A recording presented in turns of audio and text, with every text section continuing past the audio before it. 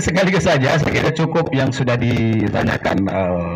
Nanti kita cukupkan. Kita kepingin gimana sih sebetulnya masjid yang ideal, yang seperti disebutkan tadi, yang diisyaratkan dalam ajaran agama. Ini ada yang tadi baca buku teman kita, calon profesor, namanya Dr. Salamuddin. Nah, ini Pak, ini biasanya kalau mengkaji yang begitu dia ini apanya nih? Silakan Pak, tolong. Biasanya beliau tidak ngomong yang bukan dari baca buku.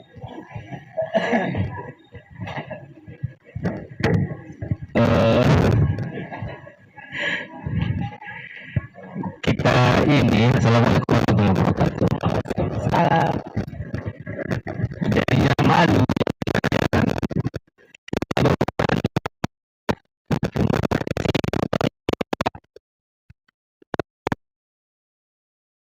Menurut saya pertama kita rubah aja mindset kita semua, apa sesungguhnya yang disebut dengan masjid. Jadi lucu juga ya kalau masjid itu dipahami sebagai tempat sholat gitu, bahwa salah satunya tempat sholat ya iya gitu. Karena arti masjid sendiri bukan tempat sholat, tetapi tempat sujud. Jadi sujud itu ada dalam makna khusus, ada dalam makna umum. Sujud dalam makna khusus yaitulah sholat. Jadi sujud dalam makna umum artinya orientasi hidup, bahwa di masjidlah idealnya masyarakat muslim atau yang dulu disebut dengan umat itu merumuskan tujuan hidupnya, tujuan keumatan, visi kebangsaannya, ya kan, arah masa depannya, baik jangka pendek, jangka menengah, dan jangka panjang. Jadi yang saya pahami seperti itu. Dan pandangan ini kan masih langka ya, makanya tumbuhlah masjid-masjid seperti yang diceritakan dan dikisahkan oleh para pemateri tadi. Kemudian dari mana ini dimulai? Ya menurut saya kalau ini UIN, ya semua dosen UIN lah yang harus memulainya. Nah, kalau misalnya di daerah masing-masing, misalnya nazir masjidnya seperti raja, turunkan tahtanya. Nah, kan itu yang harus dilakukan ya kan? Kira-kira seperti itu. Artinya orientasi pengabdian masyarakat. Kalau di UIN ini ada tugas pengabdian ya, tugas kedosenan itu. Ya, cobalah kita formulasikan kepada hal-hal yang sifatnya strategis. Apalagi sering kita wacanakan. Kita sering mewacanakan perlunya perhatian kepada difabel, kepada orang tua gitu. Jadi orientasi pengabdiannya akan ke sana. Sehingga pengabdian masyarakatnya menjadi berarti, bermakna, berguna bagi masyarakat gitu. Dan orang juga dihargai ya, melakukan pengabdian. Jadi seseorang dia akan menjadi guru besar kalau memang jelas punya program pengabdian yang konkret, sistematis dan terukur gitu. Sekarang enggak, asal ada oleh psikoterus jadi profesor ya, kan? Aneh. Padahal kalau berbuat sekolah kayak dulu ini jadi profesor kalau begini. Ini konkret pengabdian kepada masyarakat. Dan itu bentuk dari pengamalan Undang-Undang Dasar, bahwa katanya anak-anak telantar begini itu semuanya ditanggung dan diurus oleh negara gitu. Itu kebangsaan seperti itu.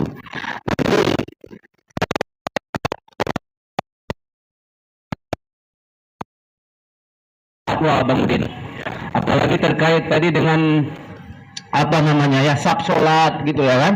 Ini kan wacana yang sudah apa ya, sudah lapuk menurut saya dari dulu ini ada ceritanya. Jadi umat Islam itu ceritanya sob sholat ya nggak tuntas-tuntas gitu ya kan, nggak tuntas-tuntas, itu aja ceritanya gitu.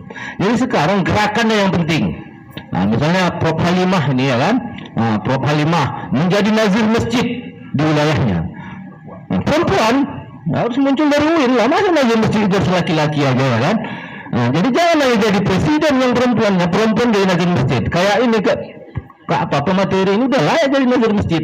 Berubah dulu paradigma itu ya kan. Gimana caranya itu yang perlu kita atur. Barangkali itu Dan saya assalamualaikum warahmatullahi wabarakatuh. Waalaikumsalam. Iya. Betul dugaan kita ya Bu Ayang. Itu Prof Halimah mau. Luar biasa kan? Bu Junidar, Bu Ayang, kalau Ibu Oka itu dari tadi malam itu kalau dari seminggu yang lalu. Dari minggu yang lalu. Nampak dari minggu yang lalu begitu keluar profesornya sudah ingin ngasihkan pandangan di Kopi Pahit. Silakan Ibu Profesor Dr. Siti Halimah MPD. Silakan. Baik, bismillahirrahmanirrahim. Assalamualaikum warahmatullahi wabarakatuh. Salam hormat kepada para narasumber dan salam hormat dan istimewa pada tamu undangan kita dari Dinas Sosial. Saya mungkin berawal dari mengalami bagaimana saya mengasuh anak kemanakan saya yang difabel, yang sekarang sudah alhamdulillah sudah mandiri berkat dari pendidikan dari Dinas Sosial Ibu. Beberapa tahun yang lalu saya merasa bahwa kemanakan saya ini menjadi beban bagi saya, karena ketika saya sudah tidak ada pendidikan di Dinas Sosial yang saat ini relevansi untuk diasramakan mereka 1 tahun, dan kebetulan saya memasukkan kemanakan saya ke situ, dan alhamdulillah dia sudah punya semacam skill yang untuk membetulkan HP. Kemudian saya bukakan toko HP di rumah, kemudian dia sudah bisa berkembang untuk itu. Tapi yang namanya usaha ada maju mundur ya, tapi akhirnya tutup karena kurang laku. Tapi dia karena sudah dididik oleh Dinas Sosial ini untuk kemandiriannya dan motivasinya, maka dia beralih ke profesi lain. Dengan difabelnya sekarang kakinya sebelah dipuntung, kemudian setelah kakinya polio, dia di kursi roda, dia menjadi menjadi salah satu olahragawan di bidang tenis lapangan, kursi raket. Ya. Ya, dan ikut di GOR sini, ikut klub di GOR sini, yang sekarang kemarin itu sebenarnya dia sudah mau menjadi motivator di Binjai waktu pemilihan tapi dia ketika dipanggil mengalami kecelakaan sehingga kakinya harus dipuntung sebelah. Ya, itulah makanya saya mendengar dari kawan-kawannya saat itu, kadang Allah ini nggak adil sama kami. Kami sudah seperti ini, tapi masih diuji lagi dengan gitulah. Itulah hancurnya hati saya ketika mendengar mereka di kalangan mereka gitu. Untung ada Dinas Sosial Pak yang untuk mengurusi ini, kayak sepertinya bagaimanapun saat ini mereka bergabung di Pelindo, diberdayakan menjadi konten konten kreator, diberdayakan di sana dan sudah mendapat gaji 1 bulan 1,5 juta. Ada beberapa orang. Saya bilang, iya, saya sangat salut dengan Dinas Sosial ini yang nyata benar pekerjaannya itu gitu ya. Artinya kita malu sebenarnya orang UIN ini belum berbuat apa-apa untuk mereka-mereka yang tak berdaya ini. Meskipun ada beberapa penelitian, Bapak Ibu, ada penelitian pengembangan bagaimana sebenarnya memberikan pengalaman belajar sholat kepada tunarungu yang mereka untuk menjadi imam di antara mereka gitu. Itu sudah kita coba. Tapi satu lagi Pak, selain ini barangkali kita juga berpikir, tadi saya sudah disinggung oleh Pak Salam ini, sehingga terbakarlah rasa keinginan saya juga untuk bagaimana sebenarnya tidak hanya ini. Kenakalan remaja sekarang Bapak Ibu sudah sangat banyak. Premanisme. Dan bagaimana sebenarnya masjid memberdayakan hal ini? Hanya dengan butuh barangkali fasilitas wifi yang mereka ini sekarang gandrung dengan main judi online, kemudian main game. Kita fasilitasi mereka, para premanisme ini yang masih di kalangan para remaja, untuk hadir ke masjid dengan meminta mereka membuat kreator-kreator dakwah barangkali yang kita dampingi. Dan ini barangkali Pak Salam menjadi salah satu lahan penelitian kita, terutama nanti yang di dakwah dan di di tarbiyah, untuk mendidik para remaja yang sudah kecemplung dengan situasi seperti ini untuk diarahkan ke arah yang lebih baik. Selama ini masjid itu menjadi musuh bagi mereka. Ya, karena mereka melangkah ke sana itu seperti melangkah memasuk neraka, sehingga takutlah mereka mau mendekati masjid. Sehingga hadirnya adalah di kafe paling tidak, kemudian di di tempat-tempat tes ya, gitulah. Akhirnya mereka tidak pernah mendapat pengarahan bagaimana mereka mau menyelamatkan diri mereka, karena mereka tidak tahu jalan yang mau mereka tempuh. Sebenarnya seperti keinginan mereka untuk sadar diri, karena memang mereka sudah capek sebenarnya berada pada keadaan seperti ini. Hanya orang-orang di sekitar mereka itu tidak peduli sepertinya, terutama masjid yang untuk berkecimpung di sana, paling tidak sedikit-sedikit yang barangkali hanya melihat dulu untuk sholat, karena para preman ini barangkali nggak pandai sholat ya itu kan. Tapi karena untuk belajar pun mereka tidak punya tempat, maka terus-terusanlah mereka menjadi seperti itu keadaannya. Nah, inilah barangkali jadi bukan hanya difabel saja, tetapi juga premanisme ini harus kita selamatkan. Kemudian para remaja yang sudah terlanjur terjerumus ini juga harus kita selamatkan. Saya pikir ini masjid cuma menyediakan wifi saja bagi mereka, kemudian akrab, ramah dengan mereka, ini mereka mungkin mau dekat ke sana. Paling tidak pada jam sholat, ayo kita sholat dulu, begitu berhenti dulu mainnya, paling tidak ada yang mengingatkan begitu. Saya pikir ini wacana yang perlu kita bangun nanti di UIN ini. Paling tidak tadi kata Pak Salam, melalui pengabdian masyarakat yang Pak Usiono ini sudah mendapatkan 100 juta ya Pak Luciano. Barangkali untuk itu bisalah nanti salah satunya lembaga bisa diberdayakan seperti ini. Dengan fasilitas itu kita coba membangun wifi di masjid, kemudian memfasilitasi mereka untuk belajar bagaimana mengembangkan keahliannya menggunakan IT ini ke arah-arah yang lebih positif, ke arah pendidikan dan keagamaan. Saya pikir itu. Makasih. Assalamualaikum warahmatullahi wabarakatuh. Waalaikumsalam. Bu Ayang lupa rupanya kita bahwa di sini hadir Ketua Badan Kenaziran Masjid. Kita persilakan dulu Bapak Dr. Asrul. Oh, sebelum ke Pak Asrul boleh dulu ada Pak Rizky dulu yang dari tadi sudah mengangkat tangan. Oh iya, silakan. Iya, kami persilakan Pak.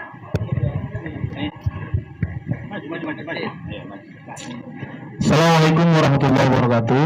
Waalaikumsalam. Saya hormati dosen saya di sini, ada Prof. Sarin, kemudian ada Prof. Jua, kemudian Pak Asrul dan Presiden Kopi Pahit, dan kemudian juga senior saya Abang Mbak Irhamuddin yang juga Ketua DMI Semut, dan seluruh yang tak bisa saya sebutkan satu persatu mengenai tentang diskusi pada hari ini, yakni tentang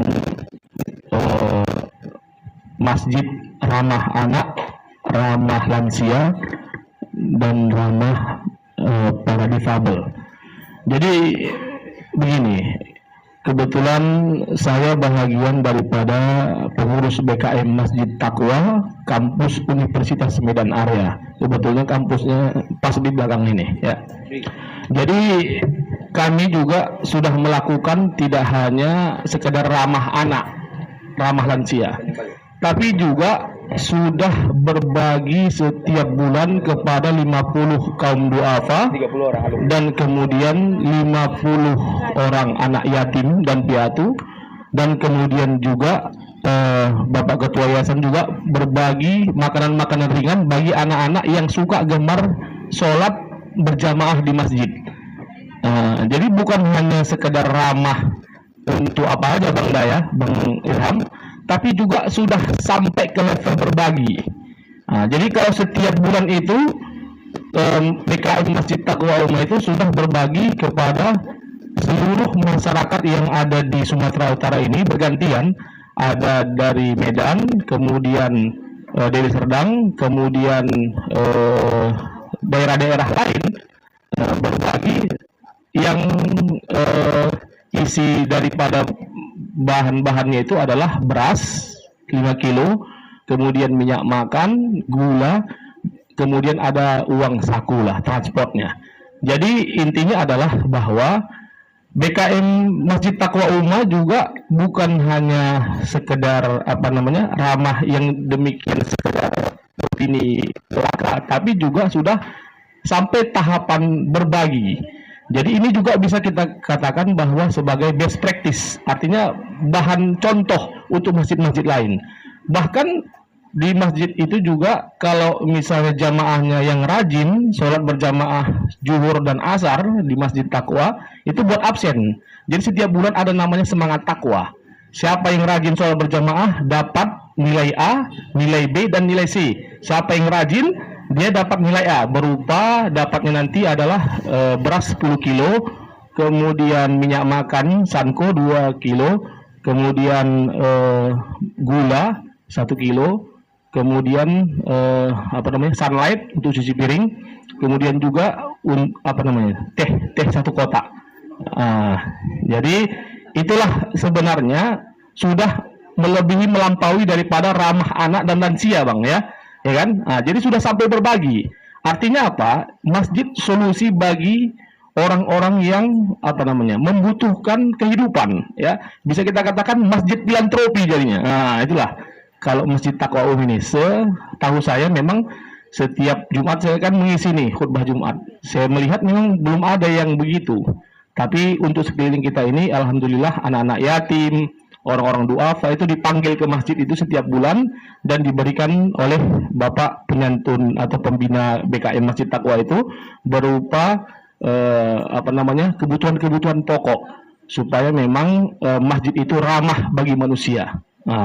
Jadi saya pikir sulit sebenarnya melihat masjid yang ramah tinggi nilai sensitivitas kemanusiaannya.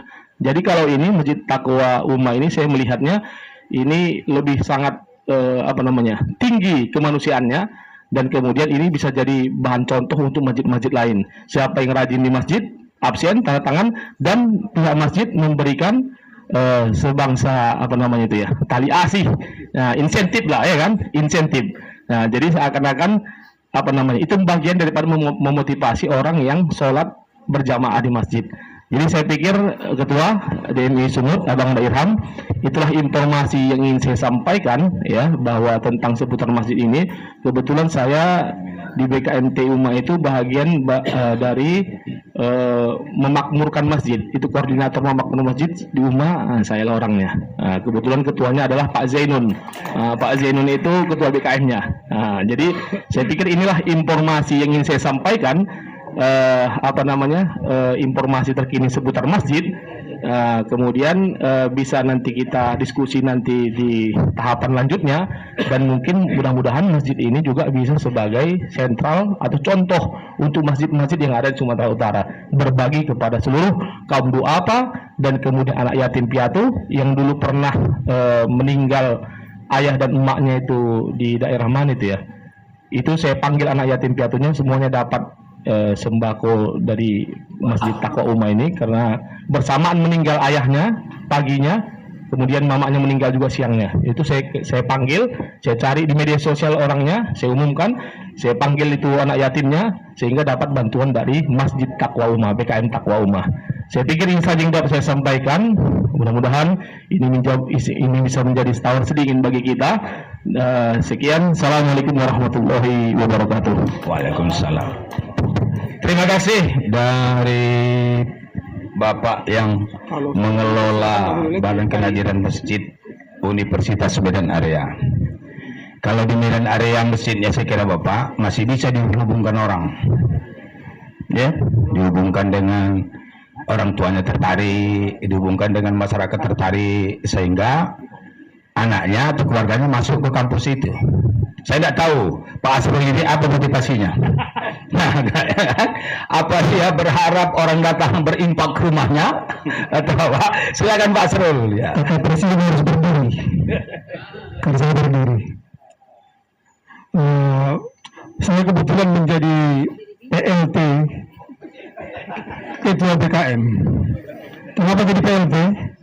Karena yang terpilih menjadi ketua setelah didukung 100% marah.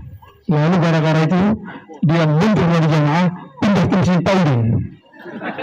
Sampai sekarang beliau tak mau lagi sholat di tempat kami. Maka jadilah saya PLT selama 2 tahun. Kemudian semenjak 5 bulan yang lalu, saya buat pemilihan, saya buat kandidatnya 13 orang. Siapa yang diunjuk tak boleh mundur, dibuat pemilihan bebas. Hasilnya saya juga jadi ketua. Jadi mundurnya Bapak itu memberi sedikit gambaran betapa susahnya menjadi ketua BKM. Pengalaman saya menjadi ketua BKM, hal pertama yang saya rasakan adalah kehusuan sholat saya menjadi terganggu. Betul. Apa masalahnya? Anak-anak. Ya, anak-anak persoalannya. Sekedar gambaran mengenai masjid saya, itu ada dalam gang, kira-kira 100 meter dari di dalam gang, kemudian penduduk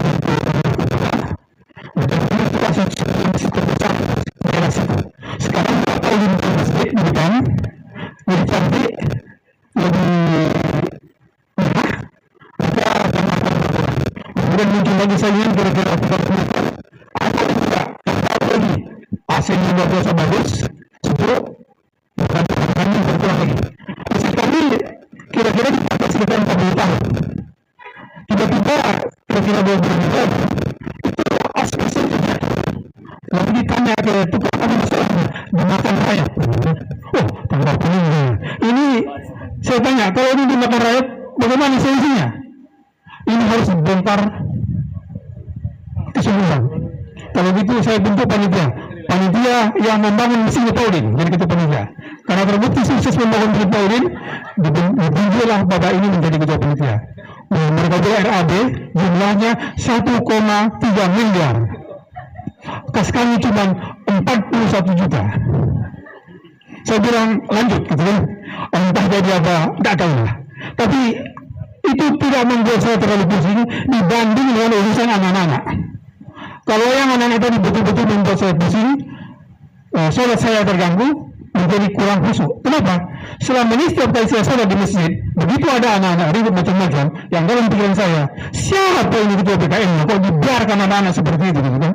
Sekarang ketika itu terjadi di saya, itu saya bro, gitu kan? Itu saya itu yang bertanggung jawab, gitu kan? Maka saya betul-betul terganggu. Saya pernah untuk mudah-mudahan tidak ada di sini dari perhimpunannya, saya pernah sepa anak-anak di masjid dan sholat Jumat. Untung orang tua tidak protes. Iya betul. Kata orang tak sah sholatnya katanya. Tapi daripada tidak sah semua sholat semua orang di masjid, tidak apa-apa. Saya sepa gitu. Saya malu sama hatibnya. Hatibnya udah ceramah, anak-anak itu lebih kuat suaranya di belakang. Saya sibuk, tapi saya tengok, saya tunggu reaksi dari orang tua, enggak ada ya, diam-diam saja. Makanya lawan tercari ya. Jadi dulu ketika ada gagasan, anak-anak ribut di masjid tak boleh diganggu, tak boleh ditegur, tak boleh macam-macam.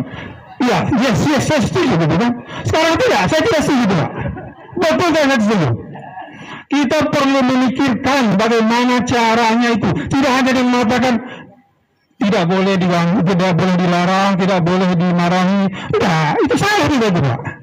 Kemudian satu lagi, entah siapa yang membuat fatwa ketika sholat jamaah itu, anak-anak bersih di belakang. Orang tua, anak-anak bersih khusus.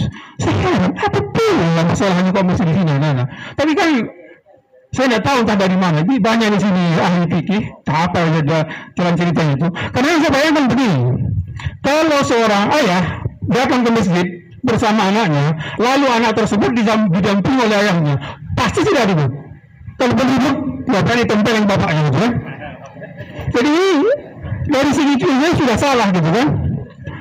Jadi saya kira di sini dari Dewan Masjid mungkin perlu membuat penilaian semacam tindakan yang terukur, yang sudah terbukti secara ilmiah, langkah-langkah apa yang harus dilakukan. Kalau membiarkan anak ribut tak boleh dilarang, tidak betul itu. Tidak betul. Kenapa? Ketika hari ini anak yang ribut, kemudian datang anak yang kecil di bawahnya, masuk ke masjid, dia menyaksikan itu, maka yang dia tanggap adalah, oke, di masjid itu terlihat asik ribut, gitu kan. Jadi itu tempat ribut yang paling asik. Pernah, sampai sekarang mungkin anak itu masih datang, dia begitu azan, begitu komat, langsung datang. Jadi mobilnya pun dia berhenti, langsung ganti baju, pakai gamis ini ya. Pada anak-anak belum lagi sekolah. Lalu dia datang, begitu masuk dan melompat dia tuh, dan melompat, jerit-jerit gitu. Saya tanya, kau bisa nggak sholat jangan ribut? Enggak, katanya. Betul, enggak, katanya kan. Oke, kalau gitu kau sholatnya di teras, gitu kan? Saya ke teras, sholat di teras. Selesai, sholat tidak ribut. Tapi kalau dilarang jalan dari ribut, tak mau dia. Seperti itu. Jadi, poinnya adalah, kalau saya ya, ternyata urusan anak ini jauh lebih rumit. Kata Jokowi, rumit, jauh lebih rumit urusan anak ini daripada pembangunan yang sebab 1,3 M. Betul. Kalau yang 1,3, kepala saya tak pening. Itu urusan umat gitu. Tapi kalau yang anak-anak ini, betul-betul lah, betul. Di tempat kami, biar tahu bapak-bapak, ibu, itu kalau maghrib, paling tidak 50 sampai 60 orang anak hadir di situ. Anak-anak. 50 sampai 60 orang. Kenapa saya katakan sebanyak itu? Itu ada mengaji maghrib mengaji, itu 4 kelompok. Satu kelompok itu tidak kurang dari 10. Belum lagi mengaji yang orang tua. Jadi kalau total yang anak-anak yang ribut itu sekitar 50 sampai 60 orang. Itulah yang dihadapi. Kalau cuma satu yang jaga, jangan. Maka mohonlah dari Dewan Masjid, kasihlah dulu tip edukasi, minta anggaran sama pemerintah, bagaimana melatih masyarakat ini. Kalau perlu ada pernyataan orang tua gitu kan, supaya anaknya tidak mengganggu gangguan di masjid gitu kan. Sebab kalau tidak ditangani, ini akan mengular. Yang itu dianggap sebagai kebenaran, bukan sebagai kesalahan. Demikian saja. Assalamualaikum warahmatullahi wabarakatuh. Pak Asrul, ini memang Bapak Ibu menarik memang, ya. Pak Asrul dengan saya rumahnya tidak terlalu jauh. Dulu kami satu jamaah, tapi karena saya diminta orang buatkan masjid, kita buat. Ini mungkin saya sekarang Prof seharian jadi mungkin uji coba itu. Kalau nanti saya sumbangan saya itu ya masjid.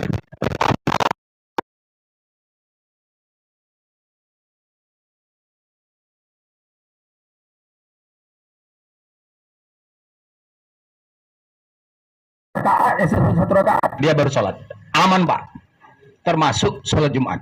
Tapi sekarang sedang saya evaluasi apakah itu bisa atau tidak diteruskan. Yang kedua, Pak Asrul, ada juga rupanya pengaruhnya kalau profesor kita undang. Saya sering undang beliau nih, bahkan mohon maaf, beliau yang rindu ke masjid saya datang. Pak tunggu saya kapan lagi saya ke masjid itu, kan jarang profesor gitu. Biasanya diundang aja, dia masih terbatas waktunya. Aduh, masih mau ke Pangkalan Berandan ini belum bisa. Beliau tidak. Pak tunggu saya kapan saya ke masjid Bapak. Rindu saya ke masjid Bapak itu. Itu mungkin kata orang itu karena ketua BKM-nya tidak ustad. Katanya begitu. Ya, ketua BKM-nya tidak ustad. Nanti boleh mungkin Bapak Ibu hadir ke masjid saya. Masjidnya kecil, mungil, tapi fasilitasnya kita bikin fasilitas hotel. Ya, fasilitasnya hotel. Dan membangunnya tidak lama karena memang satu orang. Ya, satu orang orangnya. Pak temu saya, mana bagusan saya bangun masjid atau beri Alphard? Saya bilang kalau bangun masjid banyak yang jadi supir Bapak. Kalau Alphard paling satu. Dikasihnya uangnya, kita buat masjid. Masyarakat percaya, mohon maaf Pak Ustadz ya, katanya karena ketua panitia pembangunan masjidnya tidak Ustadz. Ini mohon maaf saya, apa yang ada di sini nih? Ya kebetulan memang saya tidak Ustadz. Oke Pak, kita sudah mulai sampai ke penghujung. Benar Pak, narasumber saya katakan dari pagi tadi, di Kopi Pahit itu yang banyak berkomentar justru peserta. Narasumbernya sedikit aja. Iya, jadi narasumber ini di sini sebetulnya mentalnya yang diperlukan kuat. Terus terang sampai sekarang sudah hampir Pak 70 orang tidak bersedia karena takut. Iya, bahkan udah guru besar, nggak berani Bu. Makanya tadi Ibu udah cocok jadi guru besar Ibu. Nanti saya sampaikan sama Pak Asrian biar gimana jadi guru besar Ibu. Sekarang kita minta kepada Prof Sahrin. Wah, ini Profesor, kita beri aplaus dulu. Beliau ini luar biasa, hampir tidak pernah setiap hari Rabu beliau hadir ke sini kecuali waktunya diminta Ibu itu. Wah, itu luar biasanya beliau ini. Kalau tidak beliau pasti hadir. Dan ibu-ibu sebelum Pak ya, sebelum saya sampaikan, Pak Sahrin ini adalah mantan rektor. Jadi bukan orang biasa Bu. Kalau Pak Presiden Kopi Pahit selalu di sini wajar, tapi kalau beliau, nah itu artinya bahwa saya minta kepada Bapak apa istimewanya Kopi Pahit ini. Nah, sambil nanti istimewanya Masjid Mena. Oh, itu ya. Terima kasih, silakan. Terima kasih. Assalamualaikum warahmatullahi wabarakatuh. Menteri Agama Republik Indonesia Profesor Nasaruddin mengatakan kepada saya, dosen kita ini kelemahannya lebih banyak mengajar daripada belajar. Oleh karenanya bagaimana cara kita membuat dosen ini banyak belajar. Terus terang aja, itulah mengapa saya tongkrongi Kopi Pahit ini. Benar Pak, benar. Untuk menyampaikan kepada kita semua bahwa dosen itu harus banyak belajar.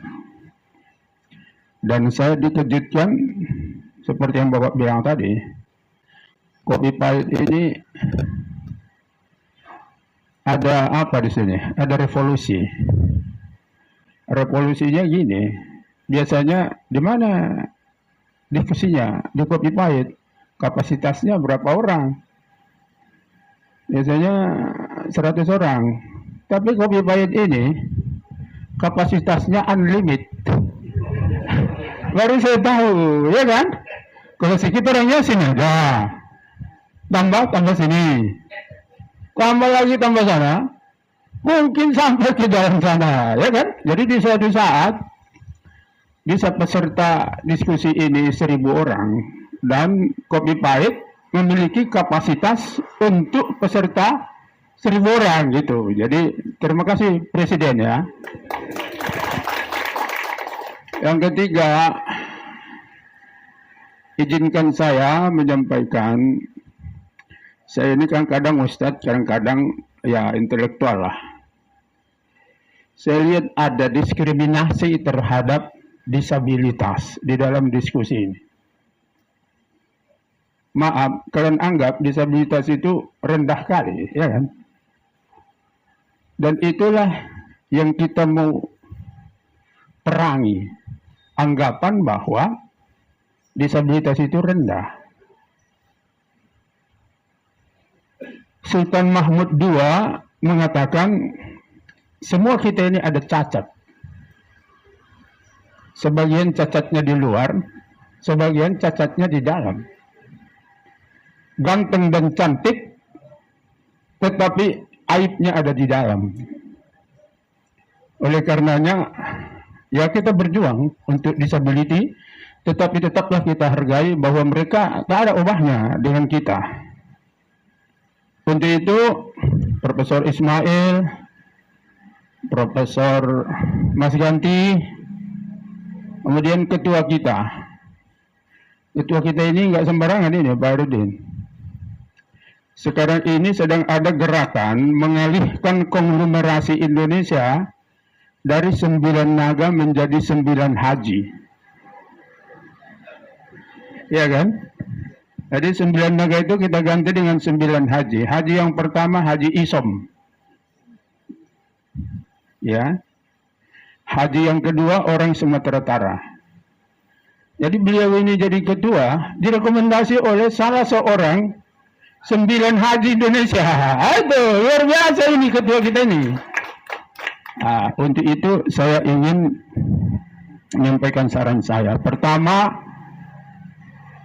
yang kita bicarakan ini semua harus dieksekusi oleh ketua DMI.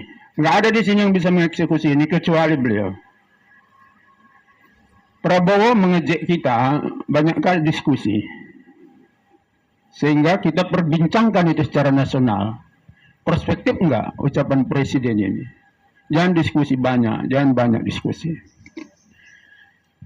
Diskusi ini diperlukan, tapi bukan wacana, melainkan eksekusi. Ya, oleh karenanya, Pak Ketua,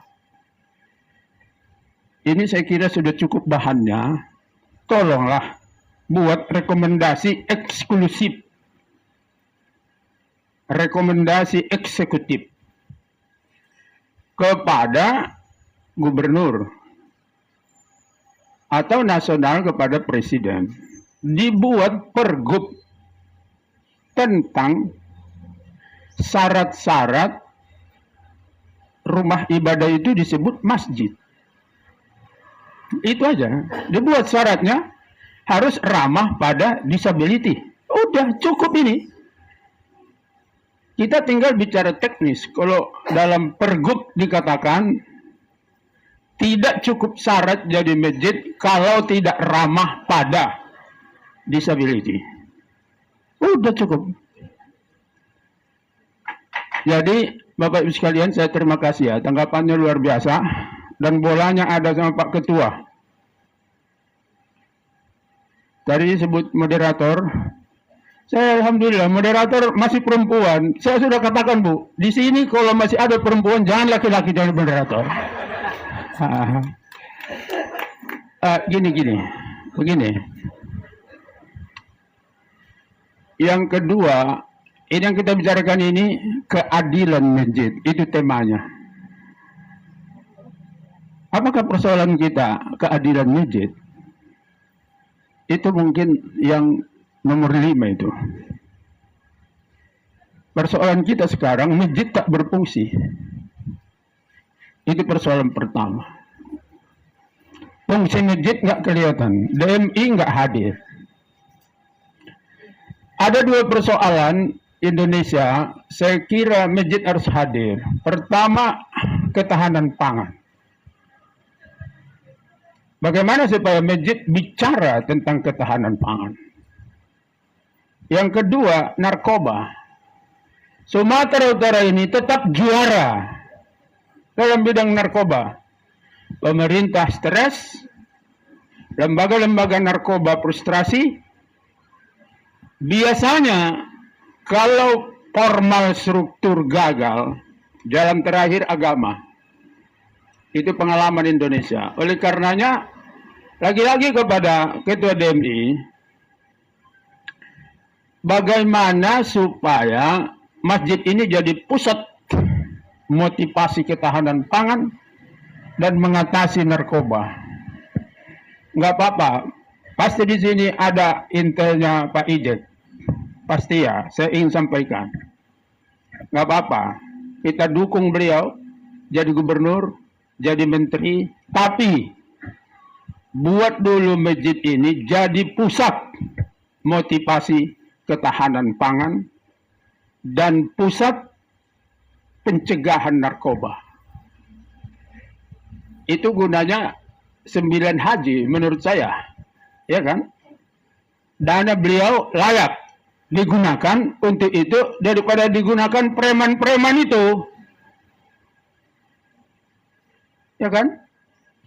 Jadi bagaimana Pak Usiono ya, agar ada rekomendasi dari pertemuan ini, Ketua DMI mengupayakan agar masjid menjadi pusat motivasi. Begini maksud saya.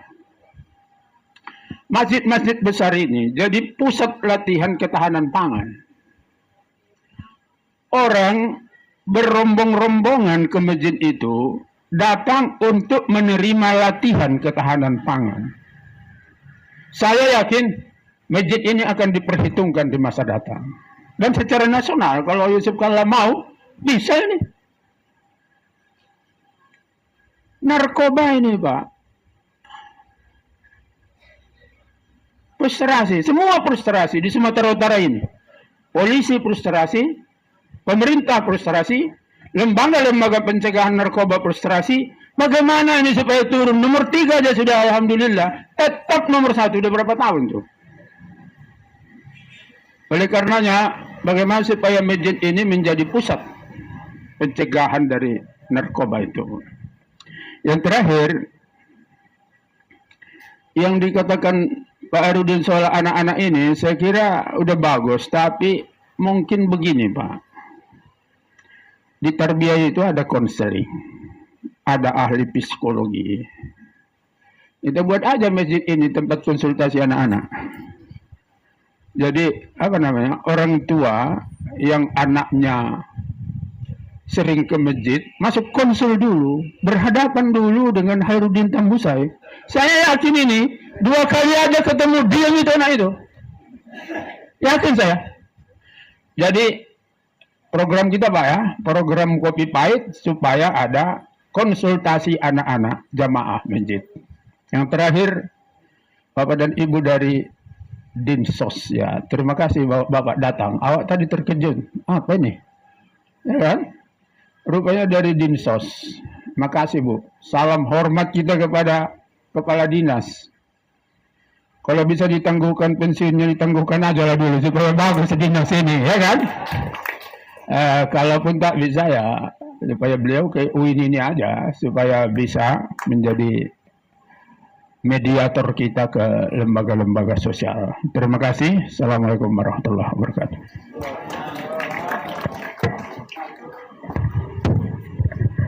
Nampaknya waktu kita sudah mulai masuk ke penghujung. Saya yakin kalau kita beri kesempatan lagi, dari tadi sana Pak Mardinal itu sudah membuka catatan, ada 5 halaman yang mau dipersoalkan. Tapi Pak Mardinal simpan aja dulu ya Pak, karena ini memang kita sesuai dengan komitmen jam 12 kita selesaikan. Bapak dan Ibu, kita minta ya pada masing-masing narasumber sekaligus mengclosing atau menutup pertemuannya. Kita mulai dari Pak Profesor Dr. Ismail MAG. Kepada Pak Profesor silakan. Bismillahirrahmanirrahim. Assalamualaikum warahmatullahi wabarakatuh.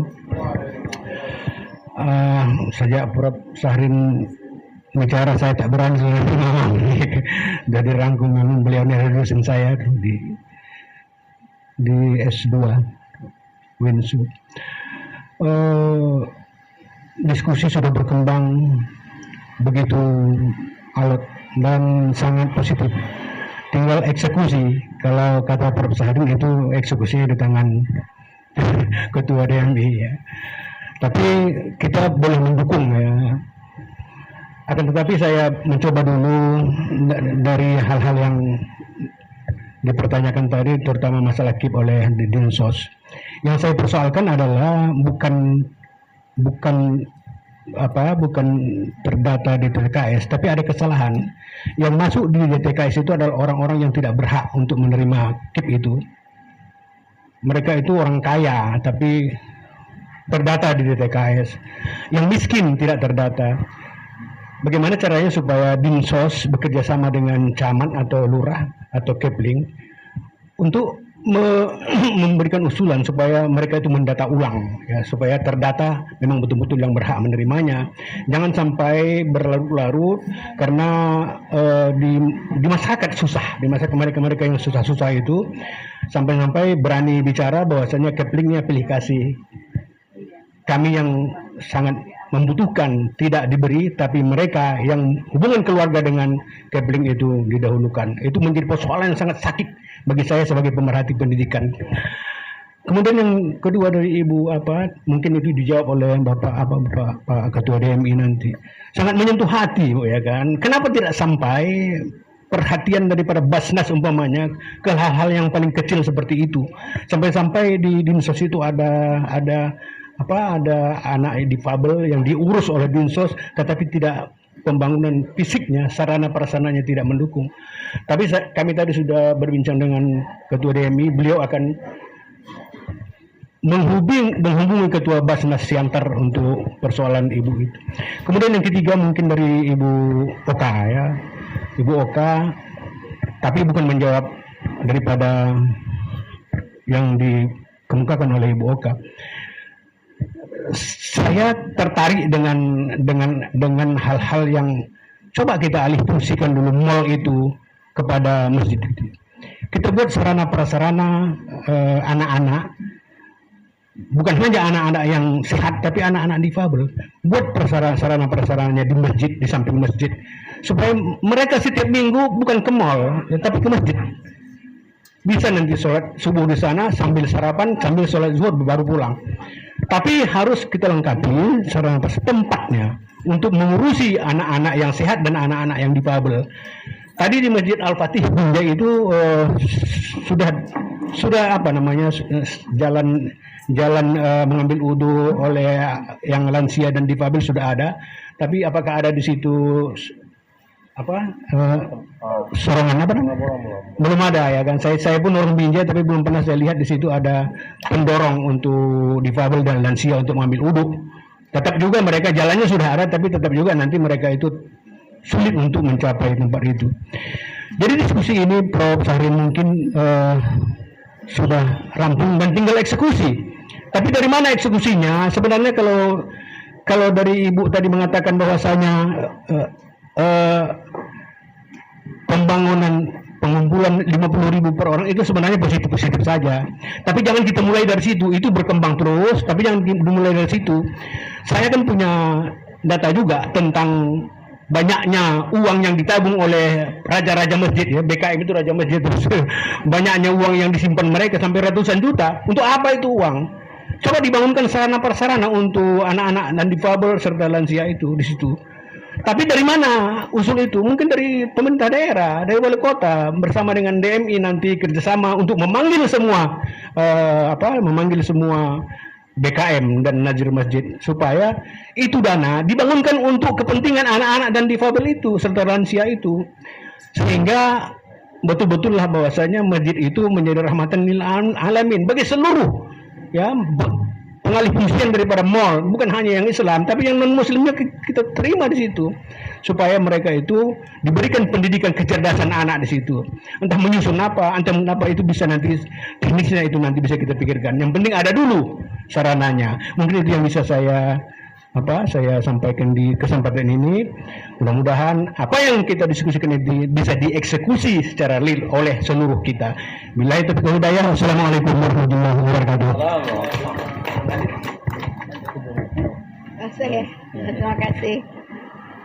Terima kasih kepada seluruh penanggap. Sepertinya para penanggap lebih memiliki kemampuan untuk menjelaskan masalah ini daripada saya gitu ya. Tapi ada beberapa hal yang mungkin perlu saya tanggapi. Saya menganggap bahwa susunan saf itu bukan hal yang kecil untuk menertibkan masjid. Saya menganggap itu hal besar. Kalau dalam teori psikologi Pak Asrul ada namanya pendekatan induksi. Setiap anak ditangani satu orang. Itu namanya induksi. Jadi setiap anak itu ditangani satu orang, Pak. Memang kalau Bapak cari 10 orang menangani 40 orang anak, kacau, Pak. Jadi itu teori yang sudah zaman sekali untuk bagaimana melatih perilaku anak. Nah, oleh karena itu mungkin tadi perlu diidentifikasi, Pak, perlu disambungkan dengan apa yang dikatakan Prof. Syahrin. Perlu ada briefing sebelum sholat dimulai.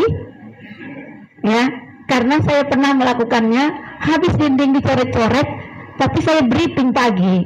Tidak ada lagi yang dicoret pada waktu siang. Jadi briefing itu sangat penting. Kalau dalam bahasa kami di PAUD namanya diedukasi dulu sebelum kegiatan dimulai. Jadi itu memang uniknya pada anak-anak, edukasi mesti dilakukan setiap kegiatan mau dibuat. Nggak bisa sekali diedukasi diharapkan tahan selama 1 minggu, 1 hari aja belum tentu tahan gitu. Ya, itu satu keunikan pada anak-anak. Jadi edukasi memang harus dilakukan sebelum. Jadi kalau di dewasa itu kan ada briefing sebelum acara. Kalau pada anak-anak diedukasi dulu sebelum sholat. Ada nggak itu? Mungkin bisa Pak Asrul mulai dengan yang mau sholat besok datang ya 10 menit sebelum sholat ya. Adalah nanti yang akan diberi oleh kenajiran masjid. Ya, nggak usah duit. Anak-anak terlalu tidak perlu. Kadang-kadang duit itu karena kita biasakan. Pujian, senyuman, entah hadiah-hadiah kecil itu sudah bermanfaat pada anak. Meskipun ini kelihatan kecil pengaturan saf ini, tapi inilah sebenarnya akar dari masalah kenapa masjid menjadi kacau balau. Ya, jadi saya memang nggak suka berpikir besar, saya suka berpikir kecil. Berpikir kecil untuk hal besar. Ya. Yang kedua, saya setuju dengan Ibu bahwa semua orang yang difabel itu sebenarnya adalah, dalam bahasanya kalau orang Malaysia bilang itu anak istimewa, bukan anak berkebutuhan khusus ya. Kita yang bilang itu anak berkebutuhan khusus. Mereka bilang itu anak istimewa, harus diperlakukan istimewa, termasuk di masjid-masjid kita. Ya, karena dia istimewa, jadi nggak bisa kita perlakukan seperti kita. Jadi kalau setiap orang yang VIP kan harus disediakan ruang PVIP. Ya, karena dia orang VIP. Ya, itu mungkin. Nah, saya untuk semua saya jawab ya. Saya tetap menganggap bahwa masjid asal katanya adalah untuk aqimis shalah wa atuz zakah. Saya ya Mungkin Bapak Ibu tidak ya. Saya sholat memang pertama didirikan untuk tempat mendirikan masjid, baru untuk menunaikan zakat. Saya setuju dengan apa yang dikatakan dari Uma tadi. Setelah sholatnya beres, mari kita berbagi. Tapi berbagi tanpa membereskan sholat, itu menurut saya mengingkari makna masjid. Itu bagi saya. Boleh kita berbeda pendapat. Terima kasih. Assalamualaikum warahmatullahi wabarakatuh. Silakan Pak.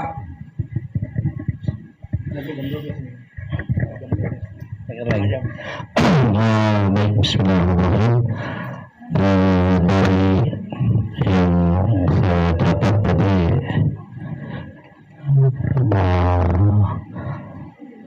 beberapa permasalahan dan ada testimoni, kemudian ada masukan juga alhamdulillah, dan juga sharing ini sangat tajam untuk sharing dan sudah memberikan masukan terkait dengan bagaimana dalam masjid ini supaya tadi ada supaya lebih fokus kepada apa namanya berbicara tentang pangan dan narkoba. Ini saya pikir mengangkat masalah kita. Kemudian tadi yang nulis memang dari Ibu Penjataan yang telah banyak menyampaikan permasalahan-permasalahan terkait dengan musola yang ada di dinas sosial yang tadi di mana anak-anak yang difabel tadi yang anak-anak yang kalau di Malaysia seperti program tadi istimewa, orang istimewa dan semua orang istimewa. Maka sebenarnya kita ini saya pikir gini ya, kalau ada rumah sakit gitu, seharusnya rumah sehat aja, ada rumah sakit. Jadi kalau orang masuk itu semua sakit gitu. Seharusnya rumah sehat gitu. Supaya orang sehat kan ucapan itu kan doa gitu. Jadi ini di orang nyebut kemana rumah sakit, aduh sakit terus gitu. Harusnya mana rumah sehat supaya sehat gitu. Ini doa gitu. Nah jadi masalahnya dulu, jadi kita juga mendengar itu miris memang. Saya pikir memang ini semua adalah dibebankan kepada kita semua. Namun memang kalau bicara tentang itu, kalau ada orang yang lebih apa namanya mampu atau ahli orang kaya, ya insya Allah itu kan lembaga-lembaga terkait tentu dengan Basnas tadi saya insya Allah akan sampaikan kepada Profesor Hatta terkait dengan itu nanti dinas yang ada di Siantar tadi ya, dengan yang di apa namanya di tebing tinggi insya Allah, supaya nanti memang ada dana untuk sosial untuk pembangunan itu. Jadi mungkin nanti ya bisa dialihkan ke sana ya seberapa adanya. Ya alhamdulillah untuk membantu dari keramik saya pikir memang mereka juga harus kita perhatikan. Nah kita ini sehat alhamdulillah bisa bekerja, tapi mereka perlu bantuan kita. Jadi ta'awanu 'alal birri wat taqwa itu memang di sini tempatnya saling membantu. Yang lemah kita bantu ya supaya memang mereka juga merasakan apa yang kita rasakan. Itulah humanis tadi, memanusiakan manusia kan begitu ya Pak ya. Jadi kalau ada manusia kita manusiakan kembali pada tempatnya. Nah, artinya tapi kalau ada manusia tidak seperti manusia itu jadi masalah. Jadi kita manusiakan dia kembali, artinya ini kan ada semacam pertolongan yang luar biasa, ada perhatian yang fokus kepada disabilitas atau difabel ini yang fokus tadi ini melalui masjid. Saya pikir tadi apa yang disampaikan Prof Halimah ya, Prof tadi Dr. Azizah ya, tadi di awal memang saya sampaikan berkeinginan supaya dibangun ada satu masjid yang menjadi ikon masjid yang ramah anak, ramah lansia, ramah difabel. Sebenarnya memang bukan artinya mereka semua di situ itu nggak berkelanjutan, tapi tetap masjid saya sependapat, sepaham masukan Prof, itu masjid-masjid yang sudah ada ini digiring untuk mengarah lebih kepada di mana ada tempat untuk anak-anak, ada untuk lansia, ada untuk difabel. Saya pikir untuk pengembangan aja. Ya, saya pikir itu masukan yang sangat, itu yang memang mestinya dilakukan masjid-masjid yang ada, supaya memang saudara-saudara kita ini bisa juga merasakan mereka bagaimana indahnya, senangnya, tenangnya batin mereka kalau sholat di masjid. Karena orang-orang kalau yang sudah cinta masjid ini, kalau dia tak ke masjid, itu rasanya banyak yang kurang dalam dirinya. Banyak yang kurang dalam dirinya. Kalau tak sholat di masjid, kekurangan itu sangat luar biasa, bahkan rugi sekali rasanya. Nah ini memang, inilah kita perlu memang nanti insya Allah saya memang Bu akan menyampaikan itu. Dan kami memang sudah wacana masjid ramah lansia ini sudah dibahas oleh Pak Yusuf Kalla pada kami 2023 itu Munas itu sudah dibahas Pak Yusuf Kalla supaya nanti masjid-masjid ini semua ada masjid yang memang open untuk yang ramah difabel, lansia, anak-anak. Karena memang permasalahan kita di sini. Jadi itu nanti insya Allah coba nanti kita sampaikan. Tadi yang disampaikan Pak Prof Sarim, ya kalau saya didukung melalui Dewan Masjid, kami siap untuk memotori itu kepada Pak Yusuf Kalla. Kalau di sini mungkin kepada Abang Anda Musa Rajeksa, ya, untuk supaya bagaimana supaya itu tercipta nanti di Sumatera Utara ini ada masjid yang benar-benar di samping jamaah yang kita ini fisiknya sehat bagus, tapi ada juga di masjid itu yang mengelola khusus untuk anak-anak, lansia, kemudian difabel. Tapi memang itu betul-betul diprogramkan. Nah, seperti anak-anak tadi itu perlu ada penanganan dari pihak masjid yang memperhatikan waktu sholat. Ada itu marbotnya. Tadi seperti Pak Dr. menyampaikan itu ada orang yang khusus. Itu sudah banyak juga masjid yang melakukan itu. Pakai dia lengkap itu, lengkap 2 orang 3 orang kiri kanan. Nah, memperhatikan itu dan alhamdulillah itu bisa sukses. Nah, itu bisa sukses. Atau mungkin kita buatkan lokasi khusus tempat mereka di situ. Itu juga bisa. Permasalahan tadi, kenapa anak-anak harus dibuat di belakang? Ini juga harus perlu diteliti. Nah, apa yang salah? Ini pemahaman yang salah gitu ya. Jadi ini perlu inilah riset kita sebenarnya, insya Allah nanti kita buat untuk mencari solusi baik dari sisi